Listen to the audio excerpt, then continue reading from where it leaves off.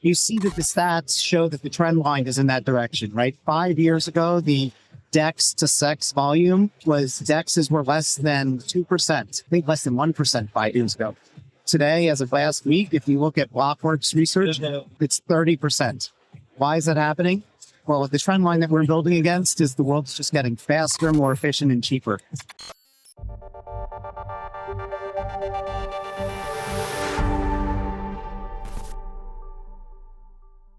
And we're back. We are here with Keith Grossman, who is president at MoonPay, where he leads efforts around enterprise and institutional adoption of Web3 infrastructure.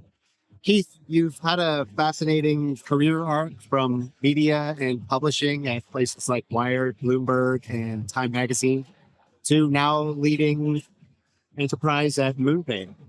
Can you tell us about the path you took to get here and how has your experience shaped the way you think about Bitcoin and crypto? Sure. So first, I'm going to divide it into two different things. Okay. So on my path, like if you look, my path in media was never on the editorial side. It was always on the business and strategy and technology side, right? And so really, like media was a platform or a canvas to be able to evolve, right? And so, like if you look at my time at Wired, right? And I had an amazing team. And Wired was like my first sort of real foray into the industry. The things that we did for the brand structurally was we digitized the brand. You remember when the tablet came out, the iPad came out in 2010. We launched the tablet edition that Steve Jobs held up and said, this is how it should be done. At Ars Technica, we built out predictive algorithms to make sure that like people could serve ads into articles that would ultimately go viral. And that won a project I was for the best advertising invention at Bloomberg. It was the reinvention of commercial brand, but like larger retail brand, could bring it all under one house, launching quick take. In time, it's modernized on this brand, right? How do you take from Time Magazine to sort of like what that read, what do you do? Against the backdrop of all those, like where crypto sort of entered in was like when I was at Wired, the editors came to me in 2010 and they said, there's this thing called Bitcoin. And I love that Maya Drazen, who was my partner at the time, Howard Mittman also was in the room when this happened. And I was like, what is this thing? And they explained to me Bitcoin theoretically. And they said, well, what do you need from me? And I said, we need a check for $6,800 so we could mine Bitcoin in the Wired offices. So I wrote the check, right? Because I was the associate publisher of Wired at the time.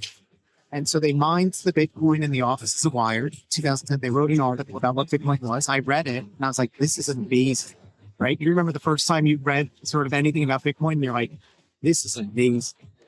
And I kind of fell in love with this, right? And there's this very well-known story of like, I wanted the Bitcoin on our books and the editors wouldn't give it to me and they ripped up the seed phrase. And so Wired like essentially let a few $100 million worth of Bitcoin sort of like go to the wayside. Was that for journalistic integrity reasons? Yes, but I don't agree with this because I actually wrote the check for the computer. And that was my argument because I was like, it's just NASA at the end of the day. Like, who cares?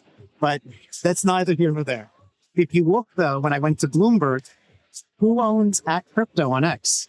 It's Bloomberg, right? So like one of the things as we were launching out, if you're thinking about the organization was how do we get people familiar with the Bloomberg content and how good the Bloomberg content is?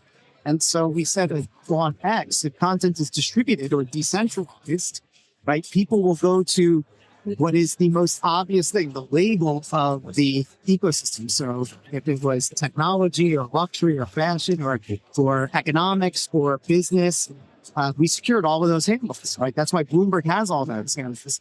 But then we also secured Ag Crypto because we knew this would be an important sort of topic and we launched the crypto vertical. And it's time, like I didn't go there thinking I was going to take time into crypto. But like during COVID, I started to fall in love with this notion that like my digital identity as Keith Grossman online is the same as my physical identity, right? And so if I wanted to own something in the real world, I might also want to own something in the digital world. And then I went down the NFT rabbit hole of understanding digital ownership. And so against that backdrop, that's how sort of like time was born into the crypto Web3 world.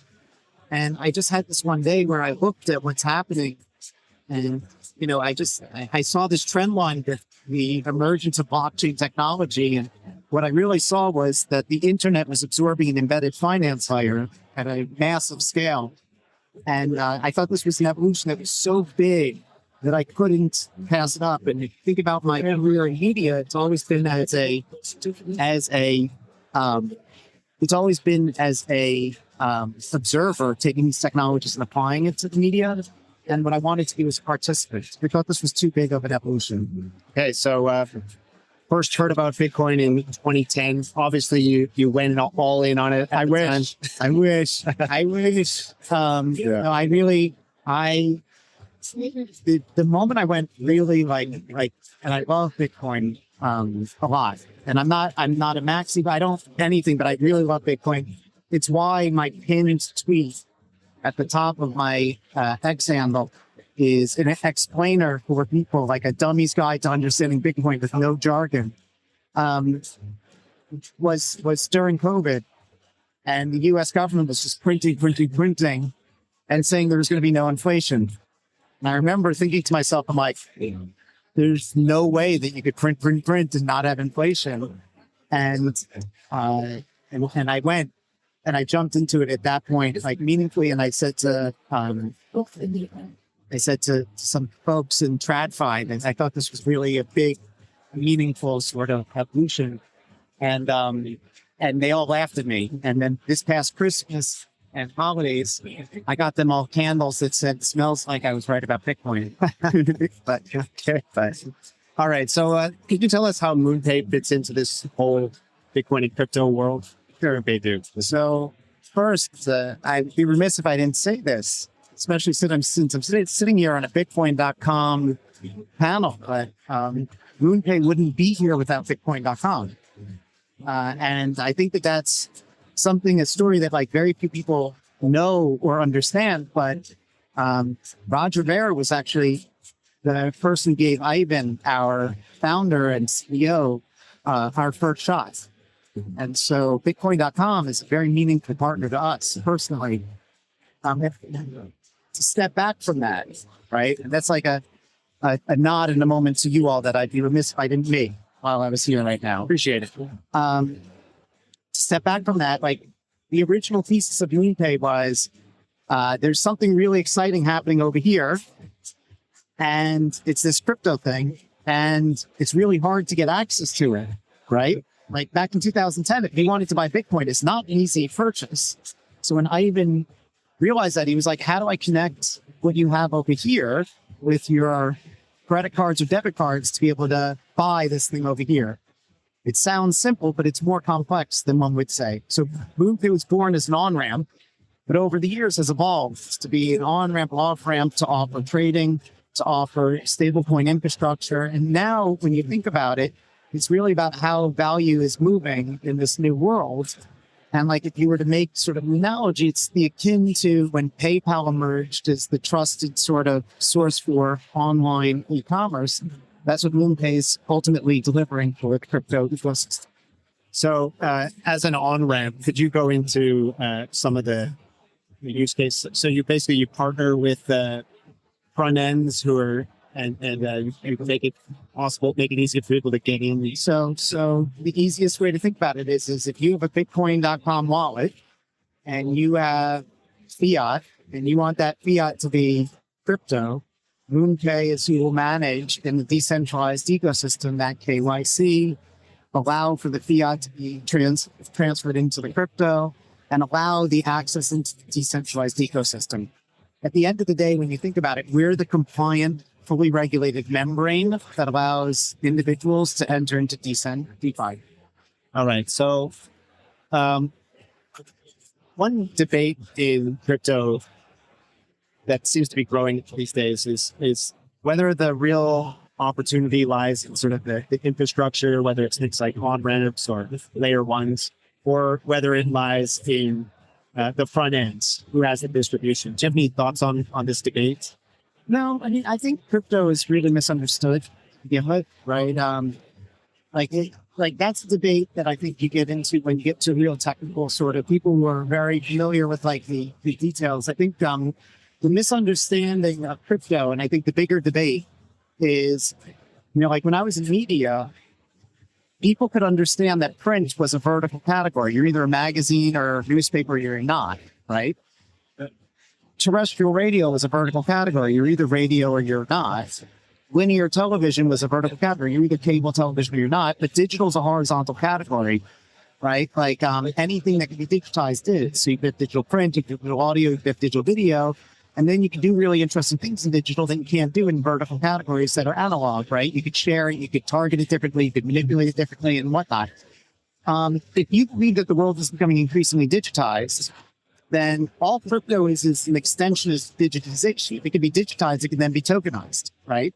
So I think what people don't understand about crypto, and I think the bigger debate is crypto is a horizontal category. It's not a vertical category, right? And then when you look, and that's why people don't understand it. And that's why people debate these like intricacies, but they don't really understand like what's happening in crypto, which is Bitcoin is its own vertical, right? What's that USP of Bitcoin? I would argue it's an alternative asset class, right? The ETFs are their own vertical. What's the USP of the ETFs? I would argue it's a vehicle for TradFi institutions to hold these new asset classes, whether it's Bitcoin or other assets. DeFi protocols are their own vertical, right? What is that? It's allowing for smart contracts to enter in. The stable coins are their own vertical. What's that? The internet as its embedded finance layer, right? How do you ultimately allow treasuries to, at stable US dollars to move across? And then meme coins are their own vertical, right? And what's that? It's essentially an extension of gambling or like the beginning stages of getting people comfortable with digital ownership and what that can ultimately do for real world assets. I think when you start to look at that, the question is how do people then access these verticals, right? And who ultimately has distribution into those verticals? One of MoonPay's, I think, biggest advantages is we have 30 million customers, right? So we're really big in the space. We hold everyone's KYC ultimately for them in a very highly compliant, regulated manner. So we remove as much friction from the space as possible. So like ultimately, we are sort of the front end for people to be able to move in and out of the space. But really, like when you think about it, we are Switzerland when it comes to what is the space itself. Like in my mind, the difference between a centralized player and a decentralized player is a centralized player is trying to absorb everything into its own ecosystem, whereas what MoonPay is ultimately empowering is access to this decentralized ecosystem, and we're as pro-competition as you could get. Like if you come up with a really cool idea, amazing. And what makes, I think, crypto the most fascinating business on the planet is it's a industry for people who are both curious, insomniacs, and sadomasochists, right? Like it's always changing and it's always on and it's always evolving. And so like, I think that the bigger debate is like, what's for all the competition out here or sort of like one big player over here doing one thing? Okay. So it sounds like what you're saying is, like the way MoonPay is structured, as the industry grows, you're pretty much guaranteed to get a bigger piece of your piece of the pie is guaranteed to grow. Yeah, I mean, we literally just want to support the growth of the decentralized ecosystem. And we see, by the way, if I can, I'm sorry to interrupt you on this, you see that the stats show that the trend line is in that direction, right? 5 years ago, the DEX to SEX volume, right, was DEXs were less than 2%. I think less than 1% 5 years ago. Today, as of last week, if you look at Blockworks research, it's 30%. Why is that happening? Well, the trend line that we're building against is the world's just getting faster, more efficient, and cheaper. That's it.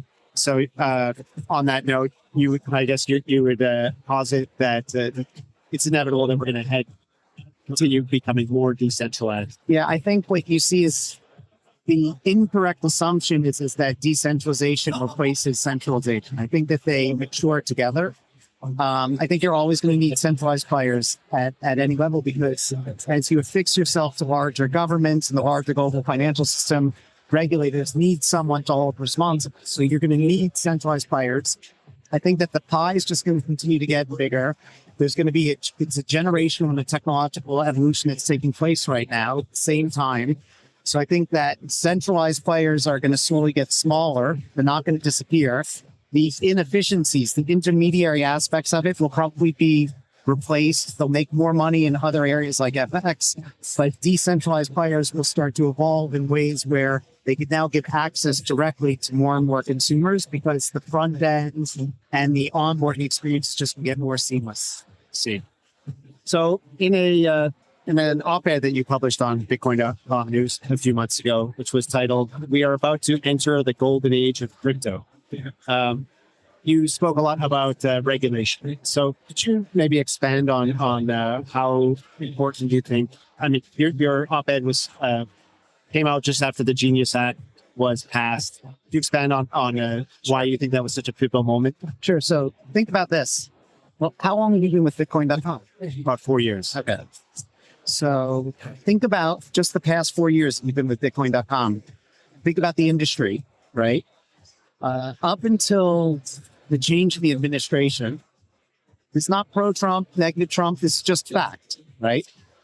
Like this industry existed in a very hostile environment and in a very gray environment, right? Gray meaning there's not clarity, right? A lot of the building that Bitcoin.com has done, that MoonPay's done, that everyone, whether a centralized player like Coinbase or Kraken or Robinhood or any of these players have done, that X has done, that anyone in the space has done, right? Has been in this fog of just sort of like negativity, uncertainty.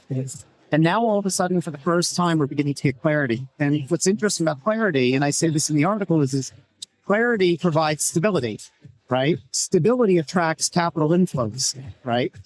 And most industries would be thrilled to get one piece of clarity on which to build. Crypto is getting 4 clarities at the exact same time with this change in this administration, and we're seeing it globally as well. It's getting regulatory clarity, right? First time ever in the United States, the SEC, CFTC are beginning to talk to each other. They're beginning to define what's security, what's not a security. They're open to conversations. They're willing to say what is allowed, what's not allowed. This is not irrational exuberance. This is rational clarity that they're giving for businesses to be able to start to build. For the first time ever, we're seeing legislative clarity, right? You saw that the U.S. passed the repeal of the DeFi broker rule. You saw Genius. We're seeing a market structure bill being discussed. By the way, this is not just in the U.S. In Europe, you see Nika getting pushed. In the U.K., you see FinCom. Whether you agree with this stuff or not, right? Like at least it's clarity. Clarity, again, provides stability which provides capital inflows. You're seeing banking clarity. The OCC, for the first time ever, is saying to banks, this is what you can do. You can hold digital assets. You can't hold these digital assets. You're seeing accounting clarity. These are the FASB rules. What does that ultimately do? Right? It's allowing all these treasury companies to start to emerge, right? And so it's really fascinating to watch this industry that for 15 years emerged, grew, because builders believed that this technology was really interesting. And what they really believed, and this is what people don't understand, is the trend line is that the world is just getting faster, more efficient, and cheaper. Right? So AI, machine learning, tokenization, it's all the same shit. Excuse my language, right? Like if you say faster, more content, more information being produced ever before. The only thing that can actually verify content at that production speed is a blockchain, right? Which is tokenization, which is crypto, right? When you say more efficient, what's happening? Intermediaries are getting removed. What does that ultimately mean? That what is originating at point A is happening at point B faster than ever before. What happens faster than that? They token in a blockchain, right? Cheaper. Why is it getting cheaper? Because all these intermediaries are getting removed, right? This disruption that we're seeing is unbelievably massive. There's going to be insane job disruption. At the same time, like there's going to be incredible sort of outcomes of efficiency that new industries will emerge from. All right. Can we just go back a little bit to your role at MoonPay? No. Of course. What's up? Yeah. So I'd love to hear. So, like, what are you working on personally at MoonPay?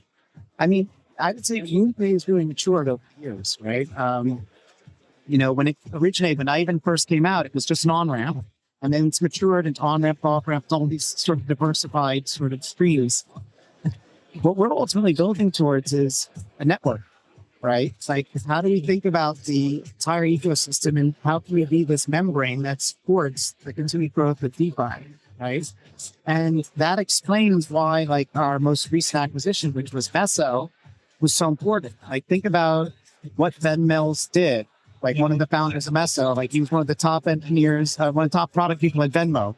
Think about what Ali, did, the other co-founder. He was the top engineer at Braintree, right? Like, think about what the Iron acquisition was in terms of stablecoin movements, right? Like, think about what the MasterCard partnership announcement was with that, right? Like, where we could now plug into their entire network, globally, 150 million sort of locations worldwide. Everything that we do is around the idea of, like, how can we build this sort of next generation payments network, for the movement of value. Okay, so let's fast forward 3 to 5 years.